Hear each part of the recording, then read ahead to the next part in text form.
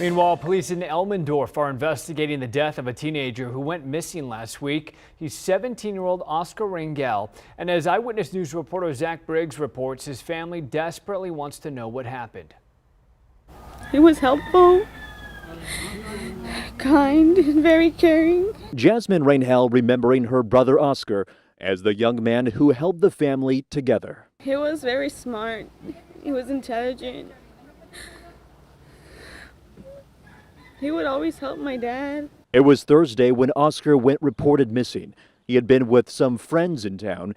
Elmendorf police got word of a body that was discovered in a grassy area near mobile homes off South 2nd Avenue. It happened to be Oscar, the 17-year-old loved by many. It's so unusual to not have somebody here that's been here all along. It feels empty. And like, when does the sleepless nights end? When does the emptiness end? Like, does it ever end? Police still investigating just what happened to Oscar. The initial report not revealing how he died. Jasmine has her suspicions of what went down. Meanwhile, she is holding out hope someone knows something. So please, if anybody knows anything, please reach out to us, that we need justice.